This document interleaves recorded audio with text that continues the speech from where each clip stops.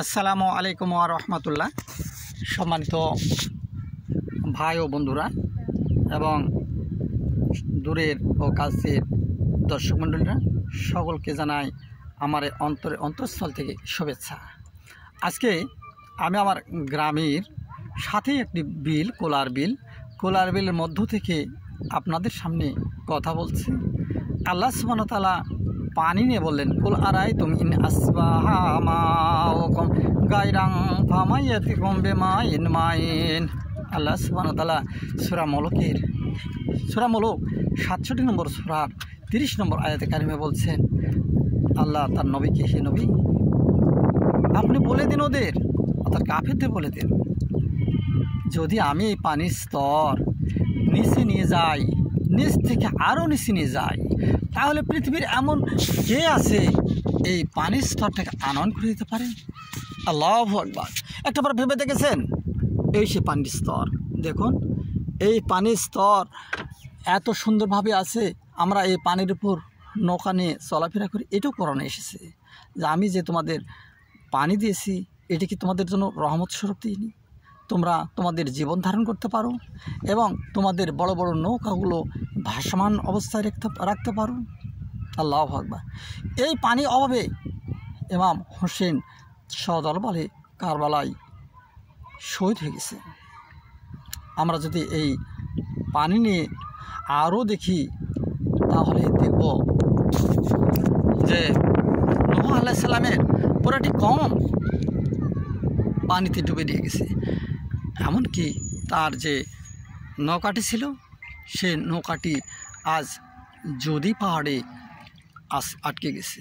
আল্লাহু আকবার। পাহাড়ের পাদদেশ পর্যন্ত পানি ছিল। এই পানি আমি যদি মনে করি প্রতিটি মানুষের সাথে মহান আল্লাহ সুবহানাহু ওয়া তাআলার এক অদৃশ্য একটি সুতার মতন প্রতিটি পানিকুলকে বেঁধে রেখেছে। একটাবার ভেবে দেখুন, পানি ছাড়া পৃথিবীর কি কোনো মানুষ টিকে থাকতে পারে? মোটেও পানি ছাড়া টিকে থাকতে পারবে না। তাই পানি আমাদের মৌলিক উপাদান, যার জন্য আমরা জীবন ধারণ করতে পারি। যদি কেউ চাঁদের দেশে অথবা মঙ্গল গ্রহে যেখানে যাক না কোনো, তাকে এই পানির প্রয়োজন অবশ্যই হবে জীবন ধারণের জন্য। তাহলে আমরা কি ধরে নিতে পারি না পানিটা আমাদের অদৃশ্য আল্লাহ সুবহানাহু ওয়া তাআলার সৃষ্টি একটি সুতো? অবশ্যই ধরে নিতে পারি। তা আল্লাহ সুবহানাহু ওয়া তাআলা এই যে মৌলিক উপাদান আমাদেরকে দিলেন, আমাদের জীবন ধারণের জন্য দিলেন, এবং আজ পর্যন্ত মহান আল্লাহ সুবহানাহু ওয়া তাআলা এই পানি দিতেছেন। আমরা দেখি যে ছোটোখাটো অনেক জায়গা নিমজ্জিত হয়ে যায়, অনেক মানুষ পানিতে মারা যায়। ধরে নিতে পারেন এটা অনেকের জন্য ছোটোখাটো একটি আযাব স্বরূপ হতে পারে। আবার দেখুন, মরুভূমির প্রাণীগুলো হাহাকার অবস্থায় থাকে এক ফোঁটা পানির জন্য। আল্লাহু আকবার। আমরা গ্রামে বসবাস করি। আমি যেখান থেকে আপনাদের সঙ্গে কথা বলছি, এই বিলটা এক সময় আমাদের জন্য অভিশাপ ছিল। কেননা এই বিলের ধারে আমাদের জন্ম, বিলের ধারেই আমাদের বেড়ে ওঠা। এই বিলের আমরা 55 বছর পার করে দিলাম। তার মধ্যে হয়তো বা 31 বছর আমি বাইরে ছিলাম। তারপরও আমার নাড়ির টানটা ছিল এই গ্রামের এই বিলগুলোর সঙ্গে। আমরা দেখেছি এই বিলের পানি এক সময় আমাদের জন্য দুর্ভোগের কারণ হয়েছিল। এই বিলগুলো ছিল আমাদের জন্য দুর্ভোগের কারণ। অর্থাৎ একটি ধান হওয়ার পরে সমস্ত বিলটা পতিত অবস্থায় পড়ে থাকতো, উন্মুক্ত অবস্থায় পড়ে থাকতো। এখানে কোনো খাদ্যশস্য উৎপাদন তো দূরের কথা, কোনো ফসলাদির আমরা অস্তিত্ব কল্পনা করতে পারতাম না। এবং এমন সময় গেছে যে আমাদের ঘরের মধ্য দিয়ে এই পানিগুলো গেছে। ধরুন সেই 1985 সালের ঘটনা। তখন আমি ক্লাস 4-এর ছাত্র। একটি মজার কাহিনী আপনাদের সামনে উপস্থাপন না করলেই নয়। তখন এই পানি এতটা প্লাবিত হয়ে গেছে, আমি এক মাসায় ছিলাম। মাসায় রাত্রে আমি আমার বড় বাপের সঙ্গে ঘুমিয়েছিলাম। সকালবেলা উঠে দেখি ক্লাস 4-এর যে আমার গণিতের বইটা হারিয়ে ফেলেছি। তারপরে এক সময় আমি খোঁজা শুরু করলাম। দূর প্রান্তে এক জায়গায় বাঁশের একটি বেতের একটি আড়াল ছিল, আপনার কি বলেন, কিছু বেত সেখানে গচ্ছিতভাবে গাছ হয়েছিল। আমার এই বইটা সেখানে আটকে গেছিল। এটা ছিল 85 সালের ঘটনা। এরপর আসুন 1995 সাল। 1995 সালে আমি ইন্টারমিডিয়েট পরীক্ষা দিই। ইন্টারমিডিয়েট পরীক্ষার পরে আমি ঈশ্বর দিতে যাই। আমি জানি না আমার এলাকাগুলো, আমার জন্মভূমিগুলো ডুবে গেছে, এটা আমি জানি না। আমি কয়েকদিন পর যখন বাড়ি আসছি তখন দেখতেছি চারিদিকে পানি প্লাবিত হয়ে গেছে এবং আমি নৌকায় চেপে আমি নর্দারি বলে একটি জায়গা আছে আমার গ্রাম, এর পাশে একটা হাঁটে আসলাম। আমি নৌকায় ওঠার পর থেকে কান্না শুরু করেছি। নৌকা থেকে নামানো হলো এক বুক পানিতে।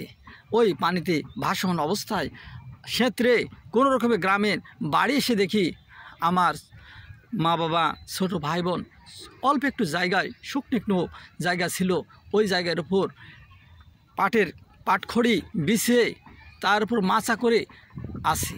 আমাদের সেই পানি, আলহামদুলিল্লাহ, সেই ইতিহাস কথা বলে। আপনারা হয়তোবা আমি যে কথাগুলো বলছি অনেকটা অবাস্তব মনে করতে পারেন। তখন মিডিয়ার যুগ ছিল না এরকম প্রখর, তখন ইউটিউব ছিল না, তখন মোবাইল ছিল না। এই সঠিক তথ্যগুলো আমরা গোটা দেশকে জানতে পারতাম না। তবে ইতিহাস সাক্ষী সেই সময় আমাদের পরিবারগুলো, আমাদের গ্রামবাসীগুলো ডুবে গেছে। আলহামদুলিল্লাহ, আজকে আমি গর্বের সহিত এই গ্রাম নিয়ে বলছি, এই সেই অভিশাপ নিয়ে বলছি যে অভিশাপটা আমাদের সম্পদে পরিণত গেছে। সম্মানিত দর্শক মণ্ডলী, আপনারা নিশ্চয় জানেন হাংহো নদী চীনের দুঃখ বলা হয়, যে নদীটা দ্বারা যেমন সম্পদে পরিণত হয়েছে, আমাদের এই বিলগুলো আপনারা দেখতেছেন, এই বিলগুলো এগুলো আমাদের কাছেও সম্পদে পরিণত হয়েছে। অর্থাৎ এখানে কোটি কোটি টাকার মাছ আমরা উৎপাদন করি। এখানে বিলের ধারে আমার সেই যদি ধরি 85 সাল অথবা 95 সালের যে দরিদ্র লোকগুলো বাস করতো, তাদের সেই দরিদ্র সীমার নিচে যারা বাস করতো, তাদের দরিদ্র সীমার নিচে এখন আর বাস করে না। তারা এই বিলের বিভিন্ন কাজের সাথে সম্পৃক্ত। এই বিলে এখন মাছ চাষ হয়, মাছ চাষের সাথে বিভিন্নভাবে সম্পৃক্ত আছে। ধনিক শ্রেণীর লোকগুলোর তারা টাকা দিয়ে, শেয়ার দিয়ে এর সাথে অংশগ্রহণ করছে। অপরদিকে যারা নিম্নমানের, যারা হতদরিদ্র, তারা এখানে বিভিন্নভাবে শ্রম দিয়ে আলহামদুলিল্লাহ সর্বশ্রেণীর মানুষগুলো এখন বর্তমান এখানে সাবলীল। তাই আসুন, আল্লাহর করুণা, আল্লাহর রহস্য বোঝা বড় মুশকিল। আল্লাহ সুবহানাহু ওয়া তাআলা আমাদের এই বিলগুলোকে আমাদের জন্য আশীর্বাদ হিসেবে আমাদের পরের প্রজন্ম যারা আসবে তাদের জন্য যেন রেখে দেন, এই আশা ব্যক্ত করে পাশাপাশি স্বল্প সময়ের জন্য আমি যে আপনাদেরকে আমাদের বিলের যে দৃশ্যগুলো দেখানোর চেষ্টা করেছি এবং এখানকার এই গ্রামের যে স্বল্প পরিসরে স্বল্প সময়ে আমি যে 85 সাল থেকে বর্তমান 25 সাল, এই সময়টা সামান্য সময়ের জন্য হলেও তুলে ধরার চেষ্টা করেছি। আপনাদের কেমন লাগলো সম্মানিত বন্ধু, ভাই, ভিউয়ার্স, আপনাদের কাছে এই কমেন্টটা প্রত্যাশা করে আজকের মতো এখানেই শেষ করছি। মহান আল্লাহ চাইলে 2-1 দিনের মধ্যে হয়তোবা এই বিলেই ইনশাআল্লাহ আসবো লাইভে। সে দিনটা হয়তোবা আগামী 4 তারিখে 4টা থেকে 4:30টার মধ্যে ইনশাল্লাহ আসবো লাইভে। আশা রাখি সেদিন আরও অনেক মজা হবে এবং নতুনত্ব নিয়ে অনেক কথা হবে এবং পানির বৈজ্ঞানিক তথ্য নিয়ে কথা হবে এবং এই যে আল্লাহ সুবহানাহু ওয়া তাআলা ইচ্ছা করলে প্রতিটি মানুষের এক একটি দেহটাকেই আবারও বলছি এক একটি দেহটাকে মহান আল্লাহ ইচ্ছা করলে জাহান্নাম বানিয়ে দিতে পারেন। এর বৈজ্ঞানিক ব্যাখ্যা ইনশাল্লাহ আগামী 4 তারিখে 4:30 থেকে 5টার মধ্যে ইনশাআল্লাহ এই বিলের মধ্য থেকে যে লাইভ করব এর মাধ্যমে আমরা প্রমাণ করার চেষ্টা করব। মহান আল্লাহ সকলকে সুস্থ রাখুক, ভালো রাখুক, এই আশা ব্যক্ত করে আমি আমার আজকের মতন এখানে শেষ করছি। আসসালামু আলাইকুম ওয়া রাহমাতুল্লাহ।